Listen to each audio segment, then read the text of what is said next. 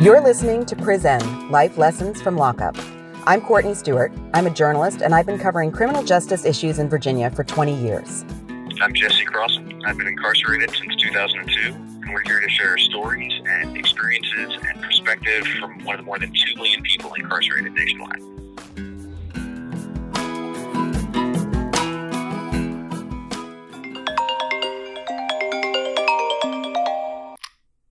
Hello. This is a prepaid debit call from Jesse. Good morning. Good morning, Jesse. How are you? I'm excited. We're working on the final project today, or the final episode, right? Yeah, we are. Reform, and it is a broad topic. So how do you want to tackle it? Okay, well, I thought we could look at what the system for criminal justice looks like as far as a linear process, and then look at what works and what doesn't based on my experience and your perspective as a reporter. All right, so that sounds good. Where does that begin? Okay, well, I would say that it starts before the crime is actually committed, because basically every bit of research has shown that, for example, investment in pre-K or social services or better funding and training for foster care returns is a return on investment. So if you invest $1 in those services, you end up saving multiple dollars in the future by not incarcerating people, because incarceration is often a matter of inequity. It's also often a matter of a lack of socialization, and people who don't have the same opportunities will not have the same development. And it's really unfortunate to think that there are kids that are never read to when they're little, that don't have enough to eat, that live in abusive homes where they're never safe and they never learn anything but violence or just really bad role modeling, as we could say it. So the more there can be intervention and the more there can be services to prevent those things from occurring and to create some kind of equity in education and in just basic safety and services, the less we're going to need prisons later on, or the less we're going to need the criminal justice system, because people won't end up in that position to begin with.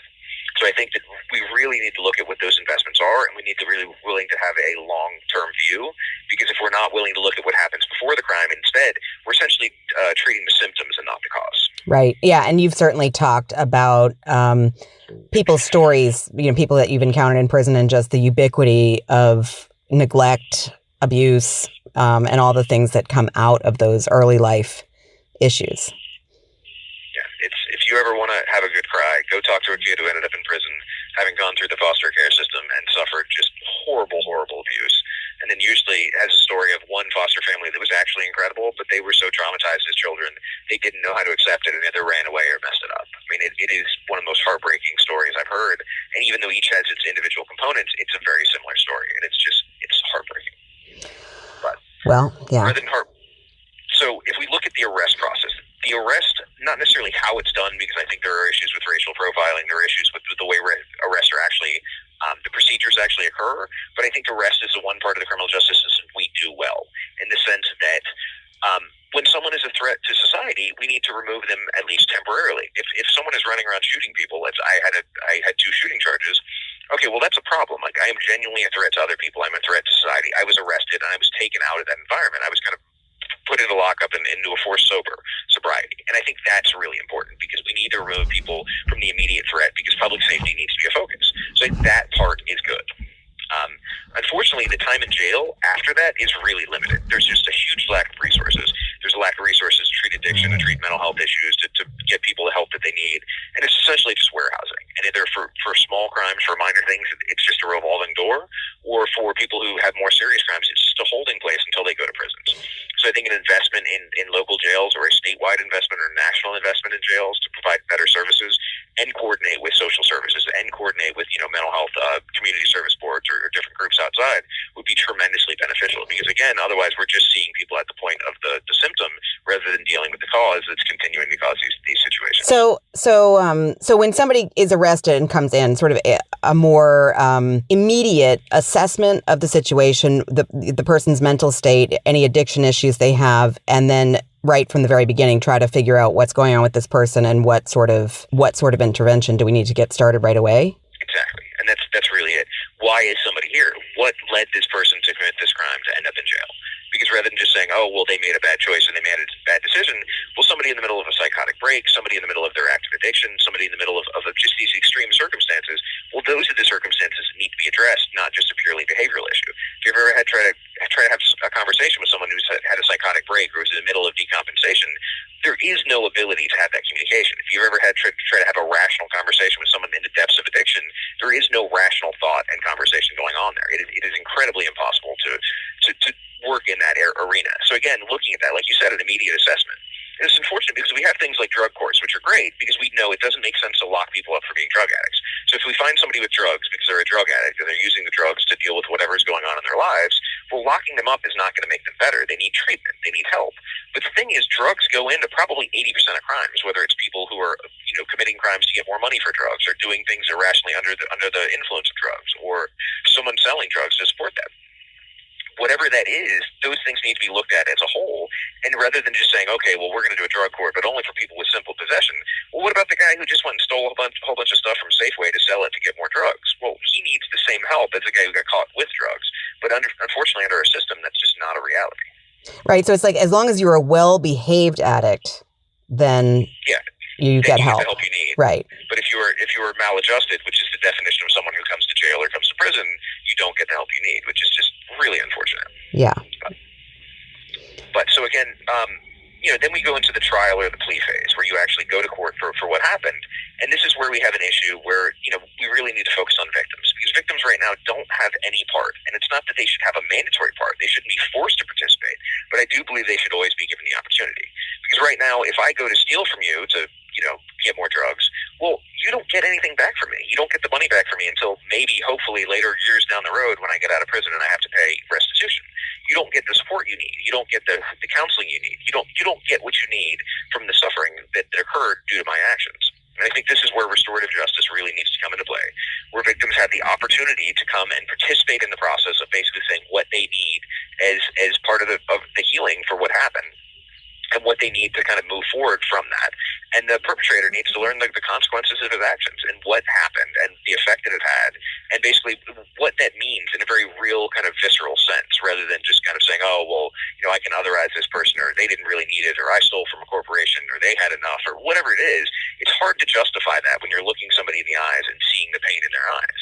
And I think that's what needs to happen. And even if it's not the victim themselves, the individual that you particularly harmed, talking to someone else who has been in a similar situation or has been similarly harmed, it's really hard to not empathize with that. Unless someone is a complete sociopath, which we'll get into that later, it has a major impact when you see face-to-face the consequences of your actions. Right. And do you think does that start right during the court process or is that something that comes later? Vitally, I think it should start during the court process. I think it should be more or less immediately from day one. Maybe a short period of kind of like forced sobriety, a short period of kind of sobering up and really like coming to terms with what happened and then getting immediately into that. Because I think waiting years later, it'll still have an impact, but it then denies the victims the right to participate in that and it denies them the opportunity to get what they need back. Because I feel like the person who steals, who gets stuck in prison for 10 years and doesn't have to pay restitution and they get out, that doesn't make sense. The first thing that person should have to do is work or find a way to pay back the money that they stole or replace the property that they stole or damaged. To me, that's the only way to actually respect a victim in this situation. It doesn't mean that there isn't any incarceration, but that should be the priority. Okay. But even if we don't go into restorative justice, we need to look at the whole idea of like abolishing prisons because people talk about that and I think it's misunderstood or it's misconstrued and people have different views. I'm sure there are some anarchists who actually do want to get rid of all the prisons. I personally don't. I tend to take the triage perspective to a lot of things, which is not very romantic or idealistic, but it's based on my years of experience. Usually there are about a third of people that do not seem to want to change and do not seem to be capable of change. It doesn't mean that they aren't. It doesn't mean that they shouldn't require any care, but I think that we should focus on the 2/3 of people that appear to be capable of change. And then of those, half, the 1/3, appear to be both capable and desiring to change. So I think that they should be the focus. So I think for the people who are just recalcitrant, who just don't want to make a difference, don't want to change in their lives, well, they need a prison-type environment. And it can be more treatment-based, it can be more humane, it can be a lot of things differently, but they need some kind of secure environment like that. So if we have drug court and treatment, and then we look at saying, okay, we're actually going to get people to help in the treatment they need, rather than just sticking them in prison and hoping that after a long traumatizing journey, they're somehow better when they get out. But the other issue is determinate sentencing. And this is the issue where a judge is asked to put on his fortune teller hat and determine at the time when someone is going to be reformed, when someone is going to be no longer a threat to public safety, when they're going to be better and different. And if you're giving somebody a 14-month sentence, you're saying, okay, maybe 14 months of intensive treatment, which unfortunately is not the norm in any kind of incarceration, will help. But You're saying in 14 months somebody's going to substantially change? What about 10 years or 20 years or 30 years? There's no way to know who someone is going to be in a month or a year or 10 years.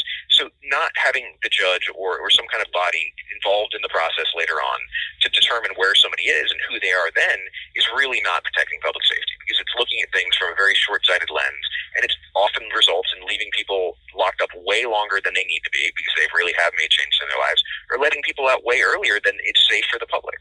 I think also, though, I mean, that's where the purpose of prison, I mean, while maybe the shift would be from punishment to genuine reform, because if you're giving somebody a 20 or 30-year sentence, you're right, there's no way to know who that person's going to be, especially, I mean, you're talking about somebody maybe late teens or early 20s. There's no way to know what they're going to be when they're in their 40s. But if the idea is just you've done something so bad, we're going to punish you and you need to be punished for 20 years, then that's not about public safety or reform at all. That's about punishment. Exactly. I agree. So hopefully we can move away from that, and we can, again, prioritize victims getting the support and the resources they need, and really looking at what is in the interest of public safety rather than what is in the interest of, hurting the people who have hurt others or hurting the people who have, done something wrong. Because locking people up is not necessarily helpful to them or to their children or to their families. And yes, people need to change, and yes, people should not be left to continue to be a threat to society.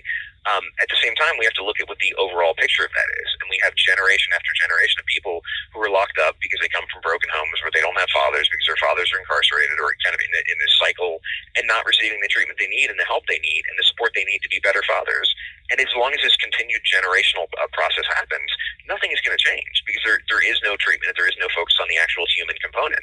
And again, that needs to start with victims as a restorative process, and it needs to include perpetrators to make sure that they don't continue to make more victims and ensure that they're actually being contributing members of their families, communities, and society. Yeah, you've mentioned a number of times that this, I mean, the burden is disproportionately placed on people from lower socioeconomic classes, and then the prison system itself continues to extract money and place a further burden financially on people through all kinds of ways. I mean, we talked previously about the cost of just staying in touch with your family and, the phone calls and emails and all of this. How do you see that piece of it changing, or what could be done? Okay, well, yeah, I mean, what you described right now is prison really is a billion-dollar industry built on the backs of the poor. From phone calls to video visits to the kiosk to the cost. It's horrendous. It's really horrendous to see a major industry built on the backs of the poor. It's horrible. But I think a lot of reforms need to happen. Some of those are in the things that need to happen once you're actually in prison. I think that community and personal connections really need to be emphasized. I think that we need to have services that help the individual, but also services that help the family. One of the favorite programs that I was involved in at Buckingham when we were doing under the SAM umbrella was a program about family dynamics and how to make up for the harm that we've done and how to build better relationships with our families and how to make sure that we're participating in a way that is meaningful to them. So whether that is as a parent or as a son or as a brother or a sister. And I think that focusing on that makes a big difference, not only in the individual, but also in society as a whole. Because as we start to have this tide of people who are, again, contributing to their families and contributing to societies, that's huge. And again, that's programming, that's encouraging connection, that's even supporting connection. And then part of that is going to go back to the individual, which is, we need to have a society, we need to have a place that is sober and that allows for that.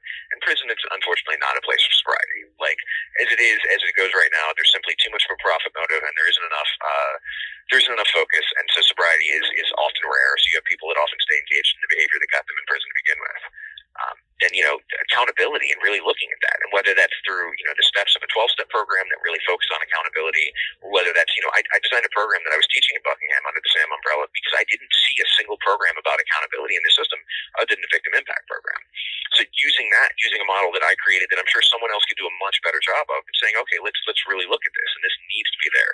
There need to be amends made. There needs to be an accountability of what has happened. And that was, the victim impact program that we mentioned previously could be a part of that because it's huge, it's important, it's vital, it's wonderful, and everybody should have to do it before they go home. So it needs to be done first thing. You've mentioned a couple of times, you've said I think it's an acronym, the SAM program. What is that? So that's secure or shared allied management is the current time. It's basically a program that focuses on mental health for people who are either struggling with mental health issues, have special medical issues, or at risk of predation in the prison system. And it's basically a treatment model. It is what everything in prison should be. And it was a pilot program that started while I was there and is now statewide. And it is the attempt I see at actually providing structure and support and programming that will make a difference in people's lives. I mean, what about consistency from institution to institution? And just briefly, I mean, you've talked some, I mean, and it's hard also to compare when pre-pandemic conditions, to what's happened the past year, but there is a big difference also just institution to institution, right? Yeah, dramatically so. There's, for example, the institution that I came to now, there is no SEM program because they say they don't have the resources to do it. And also because it's supposedly a reentry facility. So it means that their resources are allocated in a different way, but it means they don't have the same support. They don't have the same programming. They don't have the same opportunities in non-pandemic times as other prisons do. And so it really is, to a large degree, it's the luck of the draw. It's if you end up at a place that has the programming that you need or the support you need or the focus you need, well, great. And if you don't, well, too bad. Or maybe you can put in a transfer for it. But it's also not necessarily clear when you're putting in for a transfer what it is you're going to get when you get to that institution. Because something can be offered that isn't really, that is offered in name only, essentially. And other places can not appear to offer the same programming, but do an incredible job of providing support or have an incredible staff in the mental health department that go above and beyond. So it really is just it's a luck of the draw. And I think more uniformity and more focus on universal programming would be just tremendously helpful. All right. Well, so I guess the last thing we wanted to touch on maybe is the process of reentry and the support that people need and how that could be done, because we just have a few minutes left. So tell me what it's like now and what you think could be done to improve that process. Well, so what happens for a lot of people now is they spend their entire incarceration, 3 years or 30 years, without receiving any programming or any support. And then at the end are thrust into reentry. And reentry is designed to basically, focus all your programming in at the end and focus all the things you need and then, let you out onto the street. But I think the programming needs to start a lot earlier. It needs to be intensive a lot earlier, not, okay, well, I'm going to take one class, a year, but no, we need to have intensive programming on a regular basis to address all of the facets that need to be addressed. So that by the time we get to reentry, we're not taking a class for the first time. We're teaching that class, or we're mentoring in that class, or we're continuing to deepen our understanding in a position of teaching or leadership rather than, learning it for the first time. And then I think reentry really needs to be about putting into practice the thing we've learned and giving people greater responsibility. Because it doesn't make sense to release somebody from a maximum security prison where they're locked in a cell all day to freedom in the world.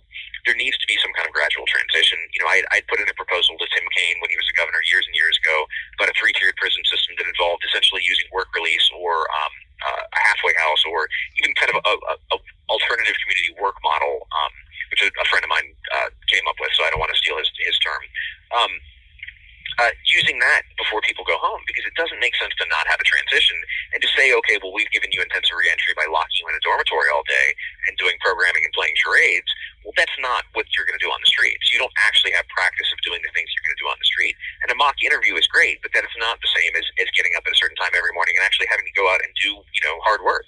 Because they take your jobs when you go to reentry, and I think that's really unfortunate. Because one of the best things people can do is getting in the habit of getting up and going to work and doing something that can be difficult, but can also be really gratifying and really be meaningful.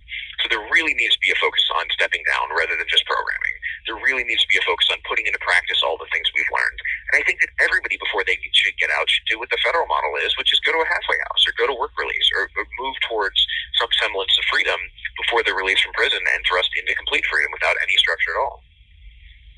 And what about supports, outside? I mean, you talked about the halfway house or things like that, but then in communities, what would you hope? I mean, when you're released, what would you hope would be available for you and what would be helpful? I've actually talked to somebody from the Department of Aging and Rehabilitative Services about... You have 1 minute remaining. About there being a transition from prison to the street. Because this is right now, people who are on medication get 30 days worth of their medication, they get whatever money they have in their account, and they're kicked out the door. Good luck. See somebody at your probation office. And some areas have really great resources and have really great coordination of services, and others have none. And I think there should be the continued treatment. There should be continued opportunity to contribute. If you're a mentor in here, you should have the opportunity to go out there and learn and then mentor other people as they get out. There should be this continued process. It shouldn't be, okay, you're at the door, you're done, good luck. Because if we do that, we're going to continue to thrust people in an entirely new and alien environment without any actual idea of what they're doing, without any support. So I hope that there is mental health training. I hope that there's just continued programming, continued support, continued connection. And I know we're running out of time, so I can't go on for this for so long. But again, I think we've covered some of the good topics. Yeah, this has been really interesting. So thanks. And I hope that you have a great rest of your day. And you as well. Thanks, Jesse. Thank you for using GTL.